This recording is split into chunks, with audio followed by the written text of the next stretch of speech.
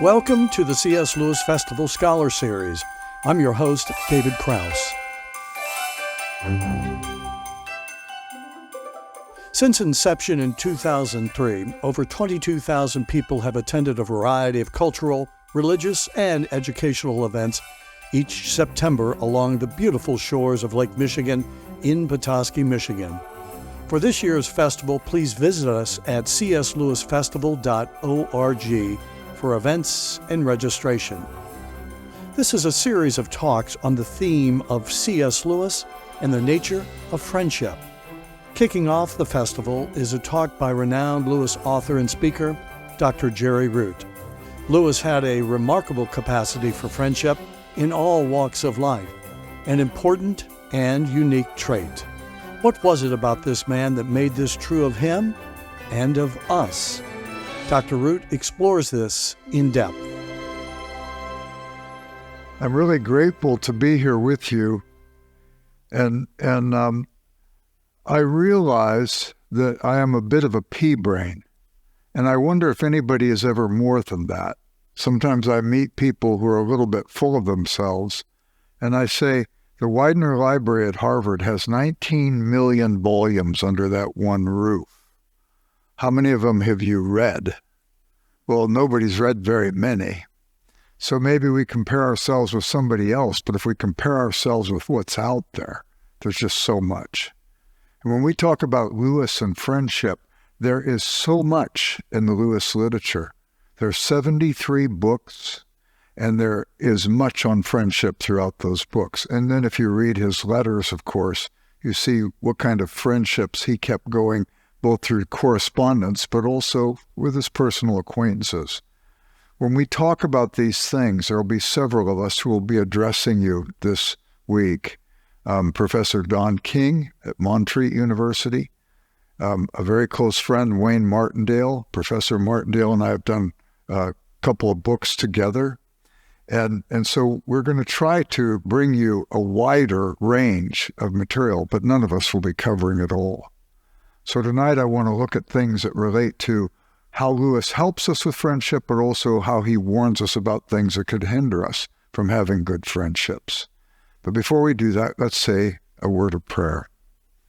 Gracious Heavenly Father, I worship you for the privilege of being among these people.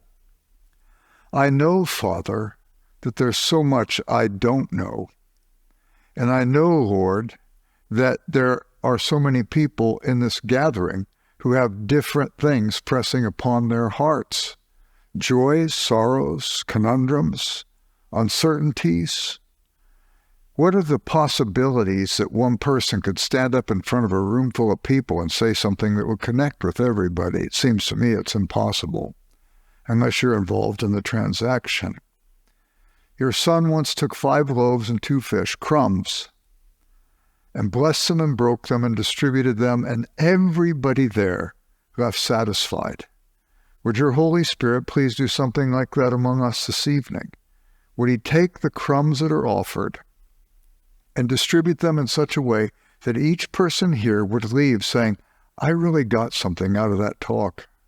And that each one in saying that would have the affirmation that you so uniquely loved them that you gave them what they needed to hear tonight. For that to happen, your Holy Spirit needs to be part of the transaction. Something supernatural needs to happen. And with great anticipation, we look to you to that end. And we ask this in Jesus' name, amen. Owen Barfield, who was one of Lewis's close friends, and he was actually the only member of the Inklings I ever met, Owen Barfield described his friendship with Lewis, C.S. Lewis, and he said this, the experience of oneself over against that which is not oneself is a sine qua non of human consciousness. Sine qua non, that without which there is nothing. You can't really understand yourself unless you understand yourself in context. It could be historical context, it could be geographical context, but particularly in relational context. Calvin in the Institutes begins, without knowing oneself, there is no knowledge of God. And later says, without knowledge of God, there's no knowledge of oneself. Lewis wrote, "We need others physically, emotionally, and intellectually. We need them if we are to know anything, even ourselves." There's an essay that Lewis wrote that's really sort of a short story where he said that there was a former student of his that called up and said he wanted to meet with him. And Lewis said, "I really enjoyed the student when he was doing tutorials with me, and I was excited to see him." But the student came with his fiancée. And Lewis said now the dynamic that they shared together was going to be in some ways compromised because he was going to have to be thoughtful of this fiancée. The story is called The Shoddy Lands, and as Lewis was talking to this young man, Durwood, he realized that Peggy, his fiancée, it was as if he was seeing into her mind. And he said, what I noticed was that her whole world was blurry and that there was nothing clear in her mind as he imagined this. And he said the only things that were clear were things like dresses from a fashion shop, flowers, not flowers in nature, but flowers that were cut. She noticed things that were for her, and not necessarily did she notice others or things that were for others. And Lewis said it dawned on him that she liked the cut flowers because they were for her, not the flowers in nature. What did she have to do with those? And he recognized this sort of self-referentialism and self-centeredness that kept her from having any kind of relationship with somebody else. I remember in our family years ago, my wife always had this program that if anybody had a beef, something they wanted to talk about, they could call for a family meeting. And our youngest son was 9 years old at that time, and he said, I need a family meeting. So Claudia made tea, hot chocolate, popcorn. We sat around the table, 4 children, my wife and I, and we said, "Okay, Jeff, what's on your heart?" He said, "My older siblings don't love me." And I thought, well, that's going to be easy to solve. I said to the other kids, "So what do you say?" And my daughter Alicia said, "We don't." And I said, why is that? And she says, "Because you and Mom love him more." Well, I know my wife and I, and we didn't play favorites with our kids. But still, if she thought we did, that's a sad story, isn't it? It's a little bit self-referential because it's just from her perspective without seeing the wider perspective. And so I said to her, well, let's look at this for a minute. Why do you think we loved him more? She said, well, we always saw you dress him, feed him, bathe him, clothe him, whatever. And she said, we saw that all the time. And I said, but we did it with each of you. You just don't remember when we did it with you because you were babies at that time. I said, I think I can prove to you that he probably got least amount of attention. When our oldest son, Jeremy, was born, he was tyrannized by attention. Have you ever seen a firstborn child? Oh, look what Jeremy can do. No child has ever done anything like this before. Oh, look how he can blow little bubbles on his tongue and make them go off like that. Isn't it wonderful? Wow. And you know how they say firstborns have a tendency to get performance-oriented? That's because we expect them to perform. Secondborn came, and I said, Alicia, my daughter, when you came, the attention was cut in half. Jeremy got all the attention, you get half the attention. And secondborns tend to be a little more competitive. They see a world's already going on. They're trying to get into that world. And it becomes self-oriented, self-reference. We see it all from our perspective, and we don't necessarily see the perspective of another person. Our thirdborn, Grady, he comes on the scene, and I think he thought, this world's too complex, forget this. And the thirdborns tend to be more independent. I'm going to get my kudos outside because I don't know if I can get into this complexity here. And then poor Jeff came, fourthborn. I said the attention was quartered by the time he came. But he's going to give it the old college try. If Claudia and I were hugging in the kitchen, he would just try to squeeze in there because he wanted to get a little bit of that. And then I said to the older kids, I can prove what I'm saying. Look at your baby books. Jeremy's baby book is full of pictures. He's got all the refrigerator magnet pictures. When he started his first day of school, the cameras were flashing. when he got his first tooth pulled. There's a picture of him holding the tooth with the space in his mouth and his smile. And boy, oh boy, come morning, he had a shiny quarter under his pillow. Alicia's picture book, first girl, her baby book, it's full. Grady, he had some things in his book. Jeff, well, we did remember to put his name in his book. And boy, I'll tell you, when the first day of school came, Claudia, what happened to that camera we had? I remember we had it around here somewhere. And when his tooth came out, he thought, oh boy, I'm getting on that gravy train. I'm going to be there. This is going to be great. I wish you could have been there the next morning when he came downstairs with crocodile tears and that tooth in his hand because the tooth fairy didn't come by. You should have heard the boatload of excuses we made. Oh, I think it's tooth fairy season. And the tooth fairy is probably very busy. I'm sure if you put it under tomorrow, you'll get what you're looking for. I wish you could have been there the next day when he came down and there was that tooth again. And I'm thinking my wife and I should be arrested. I said, oh, try it again. Try it one more time. The next day he comes down, $5. He's got $5. And the other kids say, we just got a quarter. He says, I got $5. They say he's spoiled. He would have rather had the quarter the day of than the $5. And we start to pick these messages up that are somewhat self-referential. And as we move in that direction, we inhibit our having good friendships. Because a friendship requires for us to see the other person, to notice the other person, to contribute to the life of the other person. And all of us that day around the table learned that everybody had their story, and every story mattered. And we need to enter into relationships where we can appreciate the story of others.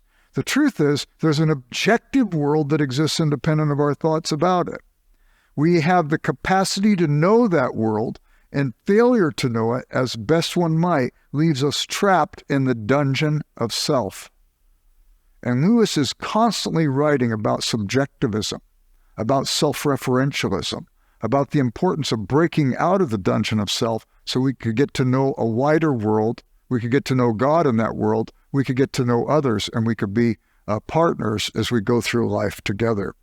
There are objects in this world, things to be known, and subjects, knowers, like you and me. Truth is discovered through a proper relationship between subject and object. Truth, people, is not reality. Truth is what I think about reality when I think accurately about it. I remember one time I was in my office at the Billy Graham Center at Wheaton College, and I had to go into the restroom, and I was in the stall. I heard somebody come in. A couple minutes later, I came out of the stall, and there was a woman standing at the mirror in the men's bathroom. She started berating me. There was clearly a conceptual difference in our understanding of things. And I looked at this woman, and I pointed, and I said, urinals. She screamed and ran out of the room. There was no reality to support her claim. Truth is not reality. Truth is what I think about reality when I think accurately about it. Lewis was involved in the Socratic Club at Oxford University, and there was a relativist who was debating him, and the relativist said, how do you know there isn't a blue cow on that piano right now? And Lewis said, in what sense blue? If you have nothing to refer to, you can never answer the question. And consequently, we forget that, and we become self-referential, and we become unaccommodated to the reality of the real world around us. The classical definition of truth, and it's used from ancient Greece all the way through history with some odd idiosyncratic definitions along the way, but they don't last long because there's no reality to support the claim. It's this: a statement is true when it says what is, or what is not, or a statement is false when it says what is not, or what is not is. This is a pen. That's true. There's a reality that supports a claim. this is not an elephant. That's true. There's no elephant there. If I said it is an elephant, that's false. It's falsified because there's no reality to support the claim. The word pen is arbitrary initially. It's a symbol. The Greek word for symbol comes from two Greek words, soon with balein, to cast or to throw. I throw together two things, a word for one of these. Now, I don't have to have one of these around to refer to. When I talk about pen, you've got a rough idea of what I'm talking about. But we live in a world now that has become so self-referential. The anarchy of thought occurs when words are disassociated from the reality that gives credence to the word. There's a guy in Lewis's That Hideous Strength. His name's Wither. He's the head of the NICE. The NICE is the National Institute for Coordinated Experiments. NICE. They are not nice. They're horrible, self-referential, very bad, very controlling. And Wither is the head of this group. And at the end of the book, when they have destroyed language, and something like the Tower of Babel occurs in this world, Wither's walking around and he's totally disassociated even for the danger of that moment. Lewis writes about him, he had long ceased to believe in knowledge itself. What had been in his far-off youth a merely aesthetic repugnance to realities had deepened and darkened year after year into a fixed refusal of everything that was in any degree other than himself. He had passed from Hegel into Hume, thence through pragmatism, and thence through logical positivism, and out at last into the complete void. The indicative mood, that's what is, the indicative mood, now corresponded to no thought that his mind could entertain. He had willed with his whole heart that there should be no reality and no truth, and now even the imminence of his own ruin could not wake him. The last moments before damnation, Lewis writes, are not often so dramatic. Often the man knows with perfect clarity that some still possible action of his own could yet save him, but he cannot make this knowledge real to himself. Some tiny habitual sensuality, some resentment too trivial to waste on a blue bottle. The indulgence of some fatal lethargy seems to him at that moment more important than the choice between total joy and total destruction. So consequently, we dismiss ourselves from the reality and we lose the capacity for anything because of this self-referentialism. I want you to think for a minute in our day, what are we saying? You can use whatever pronoun you want to. The reality makes no difference. You can call yourself whatever gender you want to. What happens at that moment? Communication is at a loss. The word pen is arbitrary initially, but once I've settled on it, I have to be able to have a society that will use the same word. If I don't use the same word, then I lose the capacity for communication, and what follows is that community fractures and disassembles. We become imprisoned in our self-referentialism, and we become disassociated from anyone or anything around us. And Lewis writes about this not only in his fiction, he writes about it in his other works as well, so that we could see friendship has to begin by having an understanding of truth, of reality, the truth about ourselves and the truth about others. C.S. Lewis wrote, in coming to understand anything, we must reject the facts as they are for us in favor of the facts as they are. Friendship benefits us greatly in helping us to break out of the dungeon of self, just as all things in the objective world properly understood can help us. In the English syllabus, Lewis wrote this to his students at Oxford University: "We have fulfilled our whole duty to you if we can help you see some given tract of reality." If we can take you to a text and you could read that text and understand what the author is saying.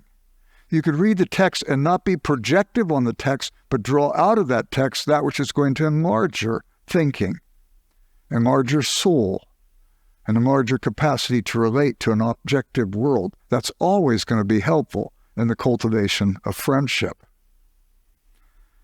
Without this, we might be tempted to believe that the tracks on a train actually narrowed as they move further away from us. We lose the capacity to see. Lewis believed that reality is infused with the very presence of the God who made it. Also, this is also important. Why is it important for us to connect with reality? Because the God who made that world is exhibiting something of his presence in that world, and something whereby we could first begin with friendship with him before we move on to friendship with others. I think one of the finest things Lewis wrote is chapter 17 of Letters to Malcolm, chiefly on prayer. I'm going to recite a paragraph to try and make my point in just a moment, but before I do, I want to define a term. And the term is the word coruscation. Coruscation. I don't define it to offend you. You probably know the word. But when I first read this, I had no clue what that word meant. So I went and looked it up. Coruscation is a sudden flash of brightness. We can talk about fireflies coruscating in the back garden on a humid summer evening. We could see dark clouds coming from the west moving eastward, and in those dark clouds, we can see lightning coruscating in the clouds. You got the idea? So here's what Lewis said, making a distinction between gratitude and adoration or worship. Gratitude exclaims very properly, "How good of God to give me this." But adoration asks, what must that being be like whose far off and momentary coruscations are like this? One's mind runs back up the sunbeam to the sun. Wow. I remember when I read that, and I started asking Lewis's question, what must God be like? It breaks me out of the dungeon of myself. It helps me to see a wider world. I remember when I first read that, it was when Voyager, the interplanetary probe, was speeding past Saturn back in 1979 or 80. And it took pictures of that most interesting planet in our solar system, the one with rings. And they discovered at that time that Saturn not only had rings, but the outer ring of Saturn was braided. And I'm going, my word, the outer ring of Saturn was braided. We'd never seen it up close and personal till the Voyager passed by. I have friends who are physicists. I come from an academic environment. I say, why is it braided? One of my physicist friends said, Jerry, those are the kinds of questions that keep us physicists up late into the night. I've talked to 5 different physicists, and each one gave me a different explanation. There was a negation of the other 4. I think one day they're going to explain it to us, and we're going to understand reality better, and we're going to adjust our souls to that understanding that reality, and that's going to help us when we come into friendships, because we'll adjust the scoliosis of our soul so we could be in proper relationship with another person, not just projecting ourselves on that person. I had a firefighter friend. I told him about the braided rings of Saturn. He says, yeah, Jerry, and we don't know if God didn't just braid it for the picture. But I started asking Lewis's question to sort of associate me with this wider world. I think of ships that park themselves over depths of the Pacific Ocean greater than the light of the sun can penetrate, and they dangle cameras into those depths and take pictures of fish painted neon light bright. Why? Can't be to attract a mate. There's no sight that depth. Matter of fact, how do those fish get together at those depths? That itself is interesting to me. I think of growing up in Southern California, where I would love to see palm trees silhouetted against an auburn sunset sky, or to see a mountain range silhouetted against an auburn sunset sky.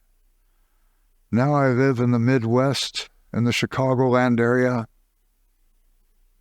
A cornfield silhouetted against an auburn sunset sky. There's beauty there if you would willingly distill it out. But we could have lived on a darkened planet and gotten word from on high that there would be one sunset. We could have lined every west coast of every continent and every island on our globe, and we could have regaled our progeny by writing of the glory of that great event in our journals and diaries. But what must God be like that He's made our planet a perpetual kaleidoscope of sunrises and sunsets? And how often we forget because we see it with such regularity that we don't attend to it. And how often there are glories of a friend that we might know, and because we sort of take them for advantage, or we don't pay attention, we miss out on something that might be right before our very eyes. I always like to see stars twinkling in a night sky, but we could have lived on a planet where we would have missed the fact that there are not just stars, there are shooting stars, there are comets, there are galaxies, there are moons. And you guys get to see it all the time living way up north here, but I was with a bunch of students up by Lake Superior at one of the Wheaton College campuses, and I can remember at midnight the students came knocking on my door and said, "Jerry, they're out, they're out." And we went outside and we saw those northern lights, and reds and blues and greens and whites coruscating and pulsating in the night sky. And you know what we did? We stood on the ski dock at that camp from midnight to 2 a.m, singing songs of praise to God and praying prayers of thanksgiving for the glory of that event, because that was the just thing to do. Justice is to render to a thing its due. You can think about delicate things that God has made. Butterflies, peacock feathers, there's one for you. And as we think about these things, Lewis is too honest to let us stop there. He wants to see things with all of its complexity. He forces us to ask hard questions too, like what must God be like that there's earthquakes in Haiti or tsunamis in Japan, AIDS babies born in Africa, too many school shootings in America. And Lewis writes this in his sermon, The Way to Glory: if our religion is objective, then we must never avert our eyes from those elements in it which seem puzzling or repellent, for it's precisely in the puzzling or repellent where we see what we do not yet know and need desperately to know.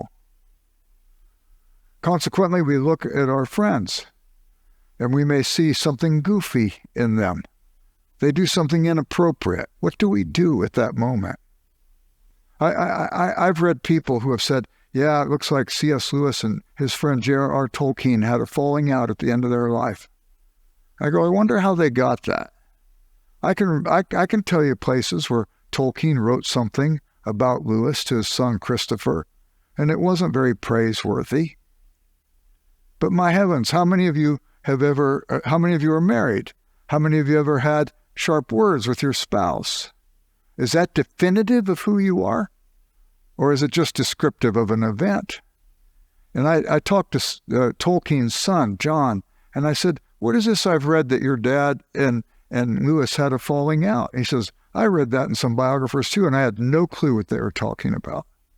For Lewis's last year of his life, I would drive him every week so that he could visit with Lewis for at least a couple of hours every week. So somebody picks up on something and they project the whole of that person. That's not being honest with that person. That's being self-referential and projective, not learning the reality. And I think sometimes we have friends and they may have a bad day. What do? Do we project that on the whole of them? Or are we able to see it in a larger context and understand?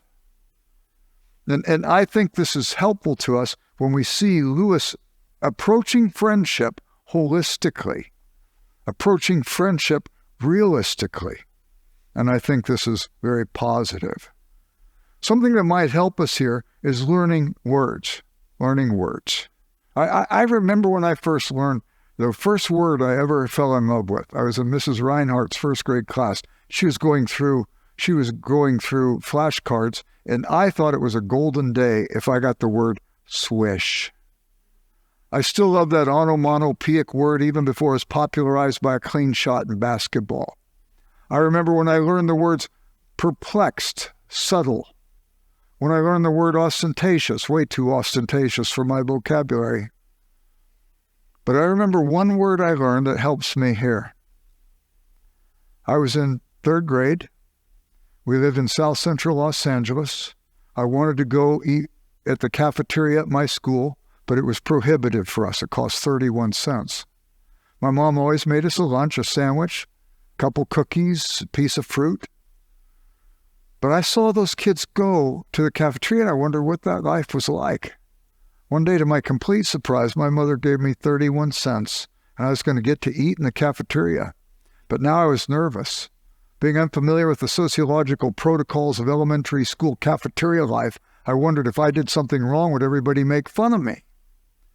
So I watched the girl in front of me in line. She gave the lady at the register her 31 cents. I did the same and felt the relief of getting rid of that burden. She grabbed her fiberglass tray. I did as she did. She put her cutlery on the tray. She put it on that chrome roll bar counter. I did as she did, and she came up to the first item, string beans. I hate string beans. I thought this cafeteria life isn't all I thought it was cut out to be. And apparently the girl didn't like it either, because she said to the cafeteria lady, do you remember her? She was kind of heavy set. She had white hair and a hairnet, a white outfit with a white apron with smudge marks on it. She was the ubiquitous cafeteria lady who worked in every elementary school cafeteria in the world. And the girl said, I'll have a small portion of those, please. I'd never heard the word. The lady dipped down into a big pot with a big spoon that had holes in it so juices could go through. She grabbed a little tiny bowl, put 3 string beans in it, and handed it to the girl. I'd never heard the word before, but I said to her, I'll have a small portion of those too, please. She did the same for me. I went down the line, put different things on my tray. And when I got to the end, what was at the end of the cafeteria line in elementary school? Desserts. And I saw the most economically cut pieces of chocolate cake I'd ever seen in my life, and I wondered if this word might have other applications. So I said to the cafeteria lady, I'll have a large portion of that, please. She cut me the biggest piece of chocolate cake I'd ever seen in my life, and I thought to myself, that's a good word. I want a large portion of God. Psalm 73, 25 through 26. Whom have I in heaven but thee, and besides thee I desire nothing on earth. My heart and my flesh may fail, but God is the strength of my heart and my portion forever. I want a bigger portion of him. I want to see life as it is, not as I would have it be. I want to see life as it is, not project on it.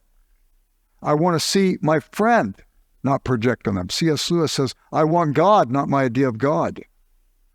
I want my neighbor, not my idea of my neighbor. I want myself, not my idea of myself.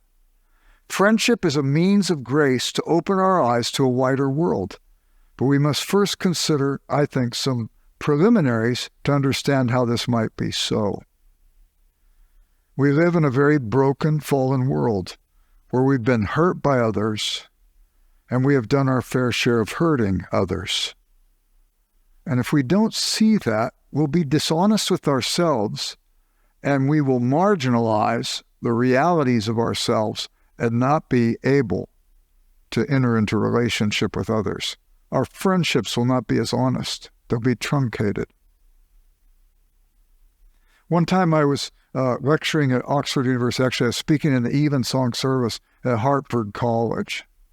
The chaplain was a man named Michael Chantry. He was a friend, and he invited me to do high table with the faculty after the chapel was over. The evensong service was over that night. High table at Oxford University is something else. You have long tables that run the length of the hall. That's where the students sit. Elevated and perpendicular to them, elevated 3 steps, is the high table where the faculty sit.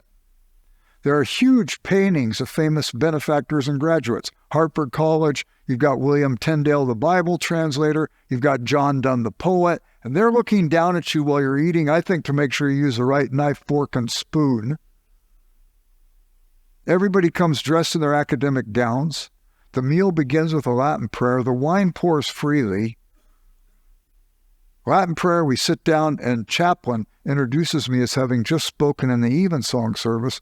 And this woman who taught history said, "So Jerry," really loud, "why are you a Christian?" I thought maybe she was asking because she wanted to know. Somebody else told me they thought she was probably trying to make me the entertainment that night's dinner.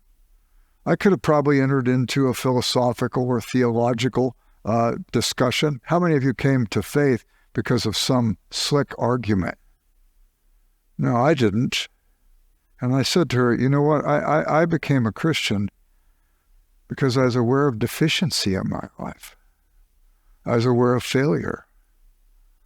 I was aware of the fact that sometimes I have sharp words with the people I say I love most in the world, even though I believe in the high ideal of love, and I live beneath my own values. And I don't think I would make it in life if I didn't know that God could forgive me for those things and if he loved me in spite of it. Well, she was taken back by that answer. She said, well, I can appreciate that, but that's just not my issue. I said, really? I think I understand what you're saying. I didn't become a Christian till I was in my first year of college, and I didn't put it all together. It took two weeks at least before I had it all together and it was perfect. And the whole faculty just started laughing. I said, your laughter just betrayed you. She said, what do you mean? I said, you and I just met, so you couldn't know the specifics that made that last statement nonsense. But either your read of history or your read of your own heart shows you nobody has it together. And she said, you got me. I said, I'm not interested in getting anybody. But I am curious. If you're aware of your own weaknesses, what gets you by? She said, I have faith in humanity. I said, I'm very open to anything that will help me. Let me ask you about your faith in humanity. Have you ever been wounded by another human being before? She said, of course. I said, have you ever wounded another human being before? She said, well, I suppose so. She's softer on herself. I said, how does this faith in humanity work when we've been people who have done our fair share of wounding and we've also been wounded?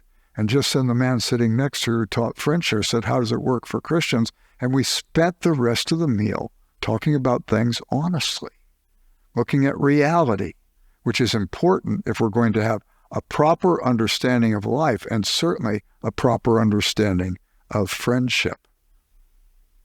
Friendship, I really believe, means that we have to have the grace to open our eyes to that wider world, to recognize that we live in this broken, fallen world, to be tender towards other people who are like ourselves or struggling, and to be honest with them. I think we gain our sense of self by how we perceive others perceive us. My best friend at Wheaton College is the theater professor, Mark Lewis. He used to perform on Broadway in New York. He was on the soap operas with his wife, Mary. And Mark is a really interesting guy. He was born in Argentina. He was the 8th born child in a family of 8. His parents were missionaries. His dad, I knew him. He was a really nice guy, but he was on the rigid side of evangelicalism, kind of on the fundamentalist side of evangelicalism. Mark was an artist, and his dad didn't have categories for art. He couldn't see. He couldn't be objective about it. And Mark, when he was 6 years old, wanted to show his parents how much he loved them. So he spent the entire day painting a mural up the back wall of their white house with his crayons and felt-tip markers and his paints. And the whole time he's thinking, when Dad and Mom see this, they're finally going to see my artistic proclivity and they're going to know that I love them. Well, it didn't quite go that way. When his parents came home, he got what for it. Which one of us would say, wow, tell us about this, Mark? This is fantastic.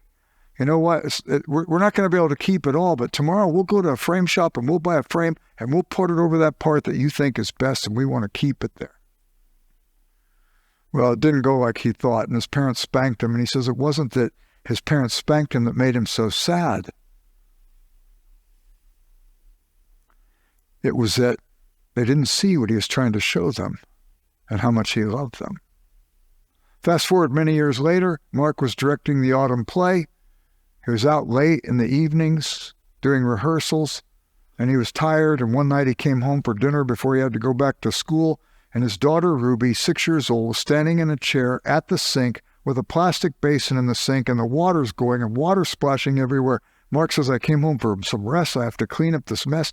Ruby, honey, what are you doing? She burst into tears. Mark's wife, Mary, said, Mark, she knew you were weary.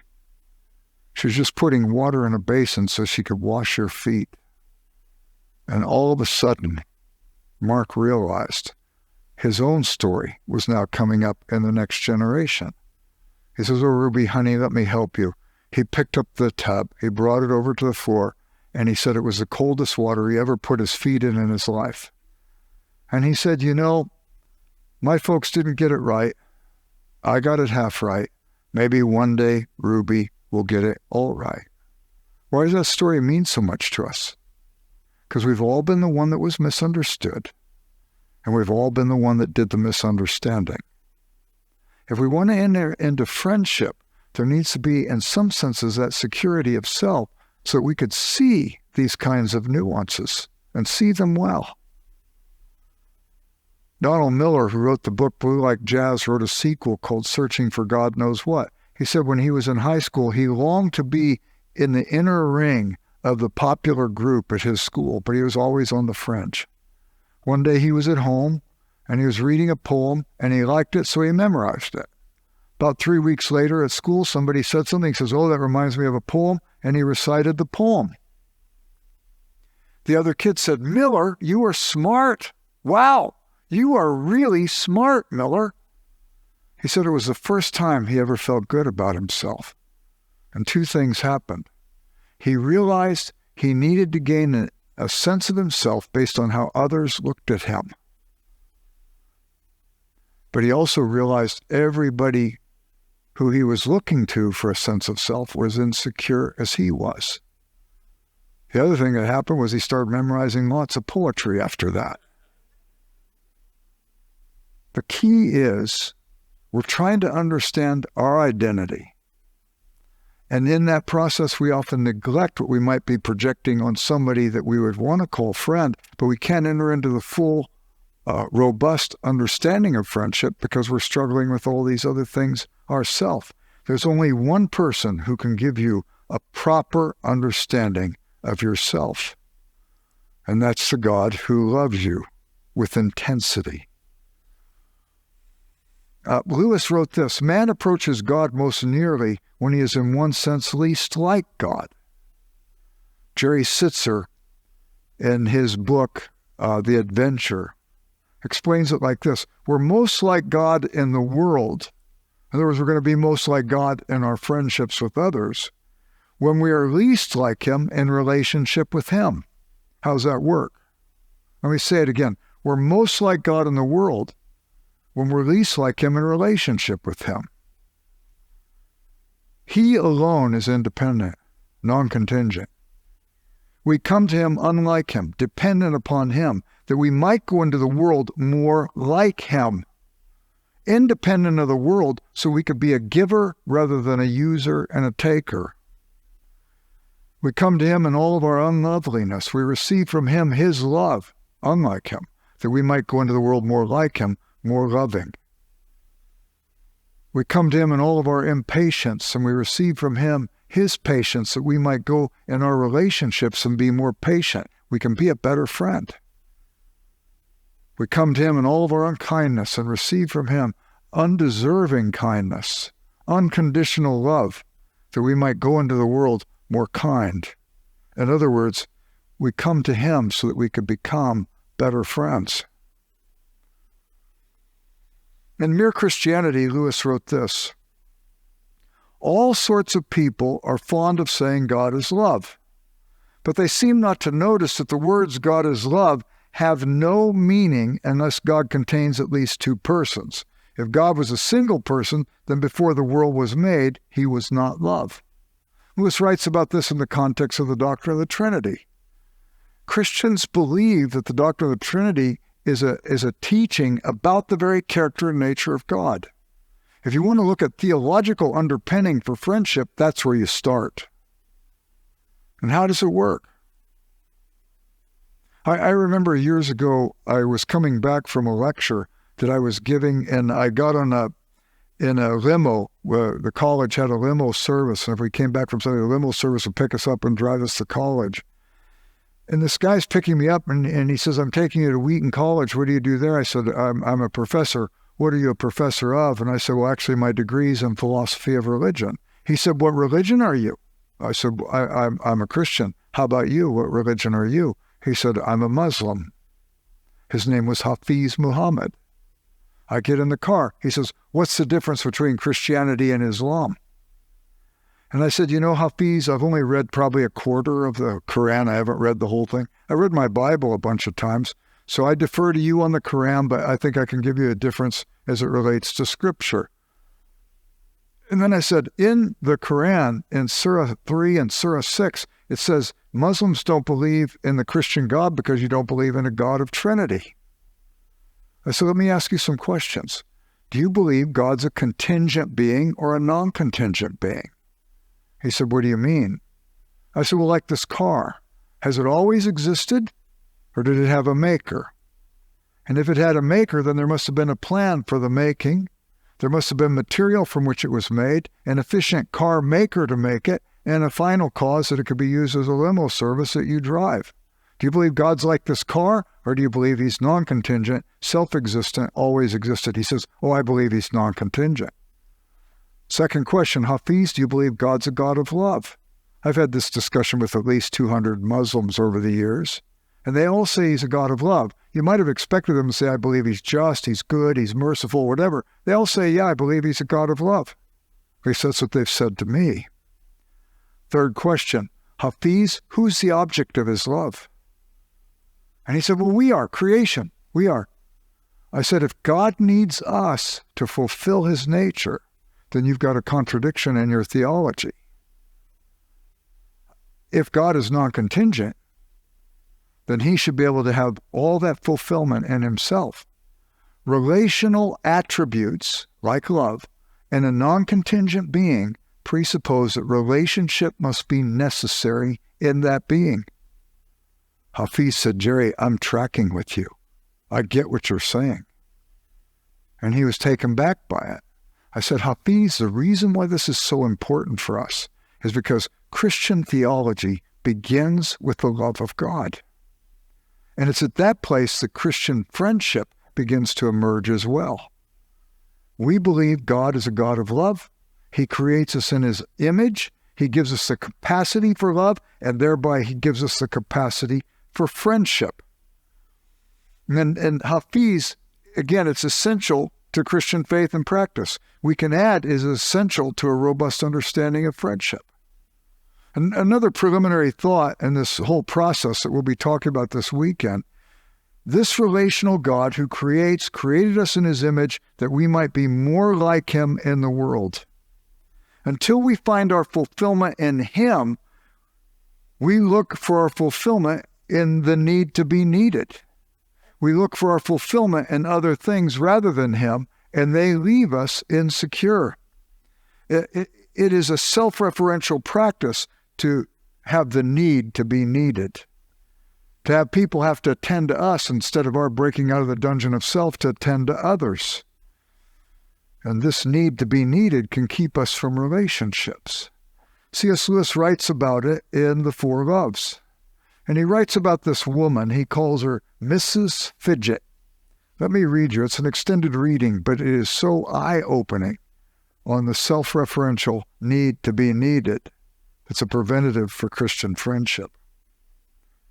I am thinking of Mrs. Fidget, who died a few months ago.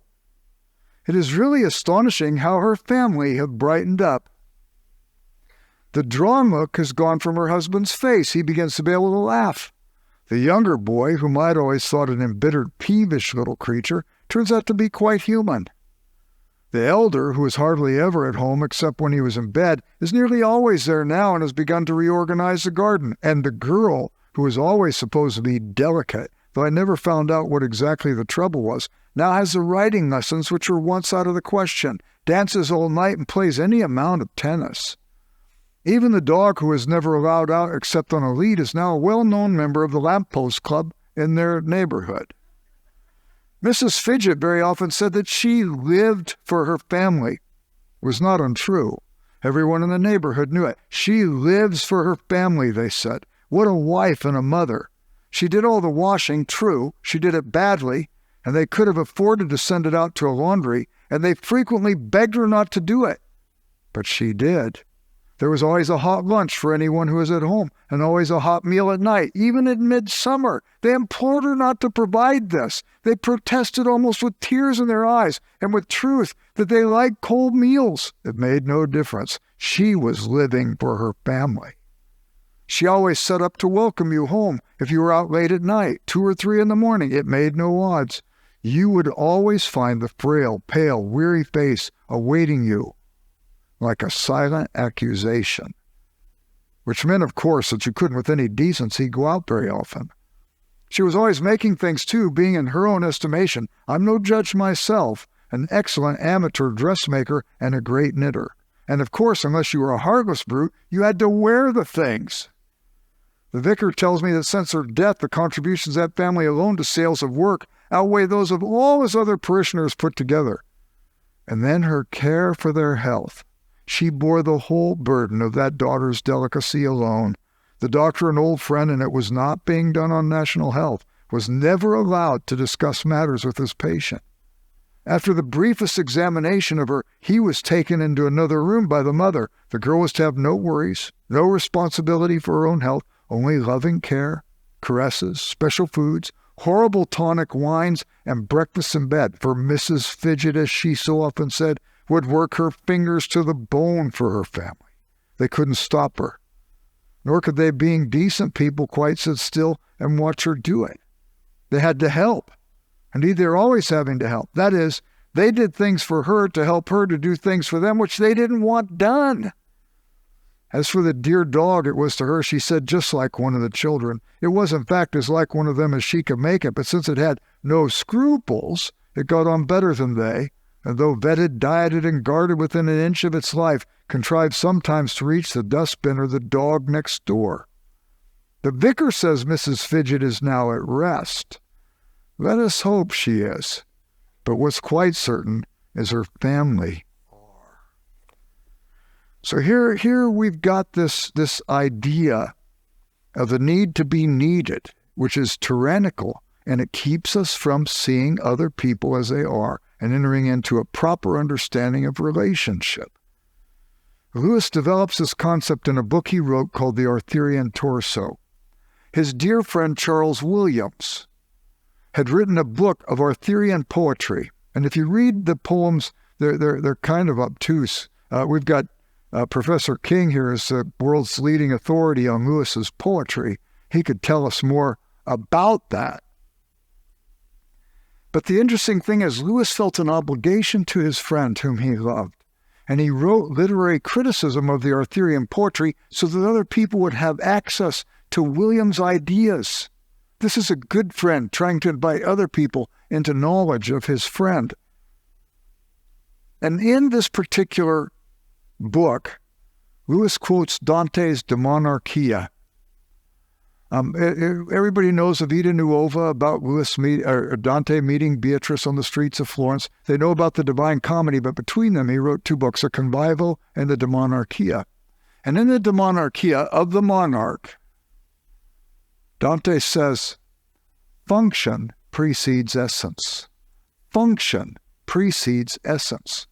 God assigned a purpose for me, and he assigned a purpose for you before he even gave us the essence, the qualities we would need to fulfill that purpose. That means he assigned a purpose for everybody you meet, and he gave them qualities. And if you're projecting on them, you're going to miss out on what God's trying to give to you and to the rest of the world through this unique person. Function precedes essence. In the creation account in Genesis, God creates light on day one, the function, but he doesn't create the essences to emit light, the sun, moon, and stars, till day 4. He had purposes and so on. And Williams then says the fall was an alteration in knowledge. Lewis quotes this. What does that mean?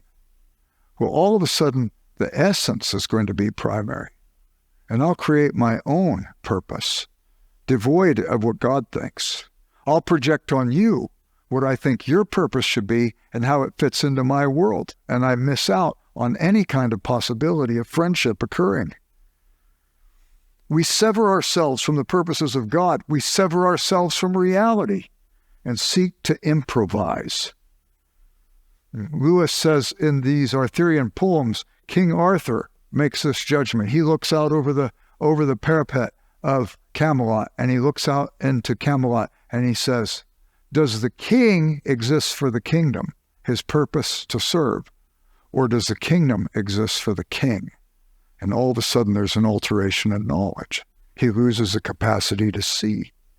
And Lewis says Camelot falls apart at that moment. He's self-referential. He doesn't see. Jadis, Queen of Charn, remember her? She becomes the White Witch of Narnia. But in The Magician's Nephew, she is so evil, her whole world has mounted up in civil war against her, and she has learned by magical arts how to say the deplorable word that will destroy everybody else, but preserve only herself. And she utters the deplorable word, and at that moment she becomes anti-Aslan, the Christ figure of the Narnian books, because Aslan gives himself to save others, and she destroys others to save herself. She becomes anti-Aslan, she becomes anti-Christ. And Lewis makes it clear that our imitation of God in this life must be an imitation of God incarnate, the God who comes. And the God who comes does what? Christ from the cross exhibits the high courtesy of heaven when he says, I offer my life for you. I give of myself for you. And you want to enter into good friendship? You start moving in that direction. It's essential to friendship. It's essential to self-offering. There's a place in the Narnian books where Lucy, the most spiritually sensitive of all the people from our world to go to Narnia. In the Voyage of the Dawn Treader, the King Caspian now is in a quest to find the 7 lost lords of Narnia who went out and never came back. They also have on board the most chivalrous mouse in all of Narnia, Reepicheep, as he longs to go to Aslan's country to fulfill a prophecy that's been uttered over him.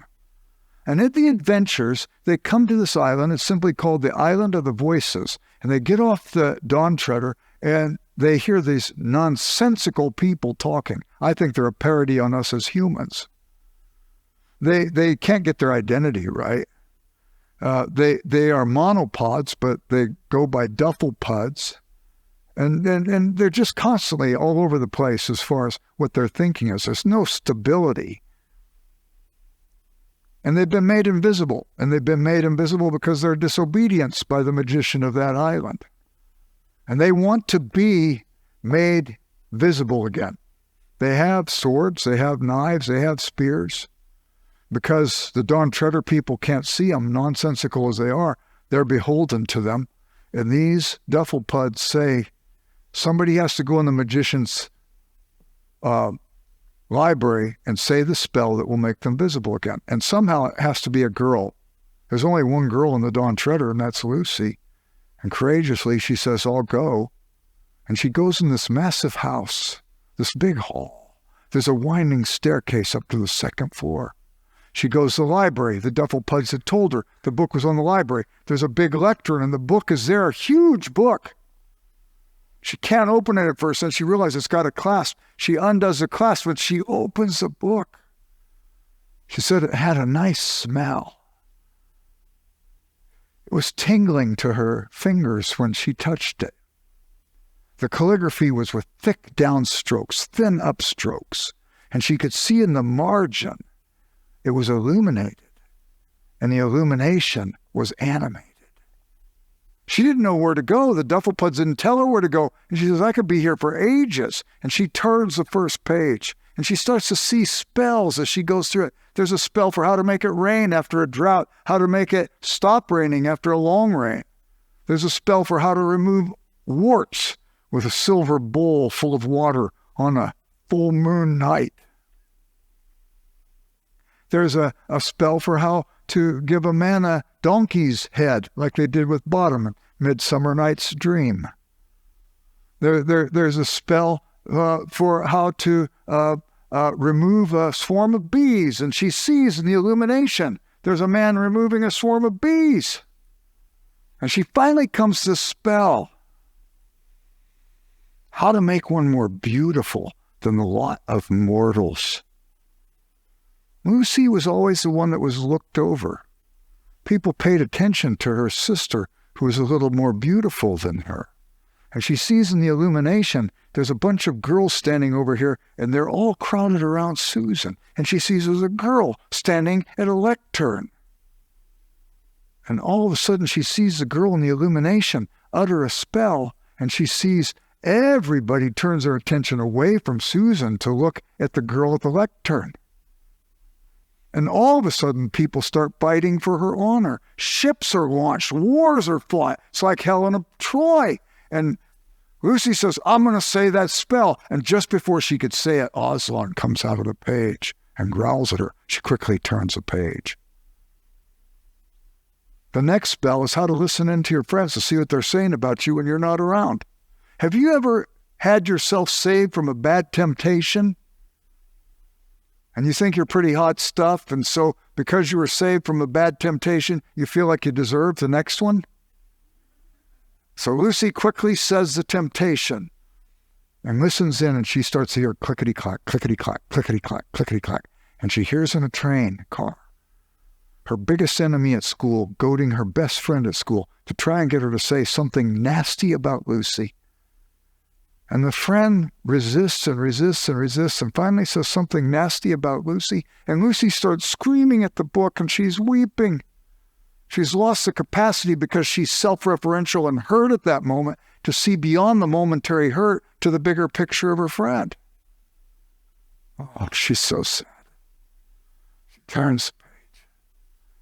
And the next spell is for the refreshment of the Spirit. And as she reads it, she sees it goes on for 3 pages. And not only does she see that it goes on for 3 pages, she wants to go back and read it again because she's never read a story like that before. And she finds out from that spell, you can only go forward, you can't go back. And it was about a green hill and a tree and a cup and a sword. And from that day on, whatever she meant by a good story, it was a story that reminded her of the story for the refreshment of the Spirit. She turns a page. And there's a spell to make invisible things visible. And she utters the spell. And the next thing you know, Aslan's standing right next to her. She says, Aslan, when did you get here? Oh, I've been here all along, dear heart. Did you not think I would abide by my own rules? You've been listening in where you shouldn't have listened in. Oh, Aslan, will it ever get better? What would have happened if I wouldn't have done that? Nobody's ever allowed to know what would have happened, but you can always find out what will happen. And then he says, come, let's meet the master of this house. And she says, oh, Aslan, will you ever tell me the story again for the refreshment of the Spirit? Oh, do. And he says, oh, dear, that's the one story I will be telling you over and over and over again. It's, of course, the gospel story. The first story, how to make one more beautiful than a lot of mortals, that's the fall. We all participated in it. But she participated in a particular way, and that's a reminder of the story, listening in on what she shouldn't have listened in on. The spell for the refreshment of the Spirit's the gospel story. It's about a cup, the cup that Jesus drank. The sword, the death that he died, the tree, Calvary, on the cross on Mount Calvary, the hill, the green hill. You can only go forward from that one, and all of a sudden she gets to participate in making visible things visible. Touched by the gospel, she can enter into relationships with others, seeing them for who they are, not trying to project upon them what she might want them to be. It's a glorious, glorious story. And in the process of this story, we find out, as in any friendship and as in any experience of life where we're seeking to understand ourselves and others in it, Lewis writes this, for a Christian, there are, strictly speaking, no chances. A secret master of the ceremonies has been at work. Christ, who said to the disciples, you have not chosen me, but I have chosen you, can truly say to every group of friends, you have not chosen one another, but I have chosen you for one another. The friendship is not a reward for our discrimination and good taste and finding one another out. It is the instrument by which God reveals to each the beauties of all the others. They are no greater than the beauties of 1,000 other men, But by friendship, God opens our eyes to them so we can see things as they are, not as how we would have them be. They're like all beauties derived from him, and then in a good friendship increased by him through the friendship itself, so that it is his instrument for creating as well as for revealing. At this feast it is he who has spread the board, and it is he who has chosen the guests. It is he we dare to hope, who sometimes does and always should preside. Let us not reckon without our host. So this is the beginning of friendship. There's more we could talk about. We won't be able to get to it all, but Don and Wayne and I will do our best. Any questions? My question is this. I thought I read or heard that you are friends or have friendship with David Brooks, New York Times columnist. Yeah. Is that friends? Can you tell us about your friendship with him? Yeah, I can. He came and spoke at Wheaton College in 2008. It was right after he had written that article where he said the news media doesn't really know what to do with religion. And so they filter stuff coming in and they filter stuff out going out. And he talked about religion in the media. And he said when people in the media want to find out what evangelicals think, they bring out Jerry Falwell or Pat Robertson. And Brooks said the evangelicals aren't reading Pat Robertson or Jerry Falwell. They're reading John Stott. And he started talking about John Stott, and he read about 15 of Stott's books. And he came to Wheaton College to talk to us about religion and the media. He talked about having friends in Washington, D.C. And I waited till everybody cleared out, and I went up to him and I said, did any of your friends try to buttonhole you? He said, you mean convert me? And I said, yeah. He said, only one. I said, who was it? He said, John Stott. John Stott didn't let the gospel fall out. And I said, what happened? He says, I can't talk to you about it. So I started praying for him every day in 2008, and I haven't missed a day since then. And it ended up, I was at the Lausanne Congress on World Evangelization with 15 of my students from Wheaton College. And I had an assignment of some things I was having to do, and I had a team of 6 where we would assess. There was the largest gathering of Christians, most diverse gathering of Christians in world history.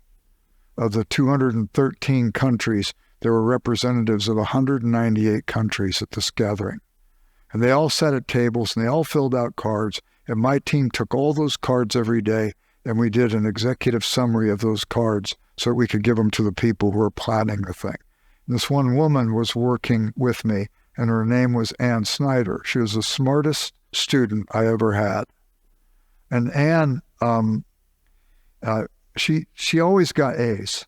I would always still, even if I gave a person A on a paper, I would still engage with them in the margins of their paper because they deserve feedback from the prof. But her spelling was perfect, her grammar was perfect, everything. Years later, she was doing a thing for Trinity Forum, and she asked me to write an introduction to The Golden Key by George MacDonald, which was C.S. Lewis's favorite fairy tale. And I would turn into her my introductions, and they'd come back with enough red marks on them. They looked like they were bleeding to death. So anyway, she told me that she'd gotten a job with the New York Times working with David Brooks. And that when he would say to her, I want you to read these things and I want you to get this information for me, she would say, okay, but I also found that Augustine wrote some stuff that you might find interesting. He'd say, read this stuff and get this information. He'd say, okay, you might want to read too what C.S. Lewis said about that. Well, read this stuff and get this information. Okay, you might want to read what G.K. Chesterton said about it too. And slowly, over time, he started getting very sensitive towards spiritual things. He would come visit us in our home. They stay with us. David and Ann ended up getting married. And we've done retreats with him, and we've done writing retreats and spiritual retreats and so on. But it was in that process with a few other things as well that he came to faith. Twice he said, could you come visit me in D.C.? And we had lengthy conversations. And he's very open about his testimony of faith. And did you read The Road to Character? I think it was while he was writing the chapter on Augustine when he came to faith. And then he's got this other book called The Second Mountain. And he's very explicit there as well. And if you go online, you can go online and see a talk that he gave in, Claudia, where are you? Was it Tulsa, Oklahoma? Yeah, Tulsa, Oklahoma. See if you can find the talk he gave at Tulsa, Oklahoma. There were two, one in a very secular audience, and he was explicit about his faith, and then he gave a talk to a dinner with about 250 people that had been at that gathering. The gathering is about 2,500, but then this dinner, and he was very open about his coming to faith. And it's very moving. He's deep, and he's got a new book coming out this next month in October, and I can't wait to read it. And it's about analyzing why is it that we're not listening to each other in our culture. My guess is he's going to have some pretty good insights. But I don't know if there's more I could tell you, but I don't feel proper about saying more. Yeah, I love him, and I pray for him every day. Thank you, Dr. Root. For more information on the annual C.S. Lewis Festival in September, please visit us at cslewisfestival.org. This entire podcast has been made possible by the C.S. Lewis Festival and its generous sponsors. I'd like to thank the festival as well as podcast producer Zach Smith of Hands Media. On behalf of the Lewis Festival, thank you for listening.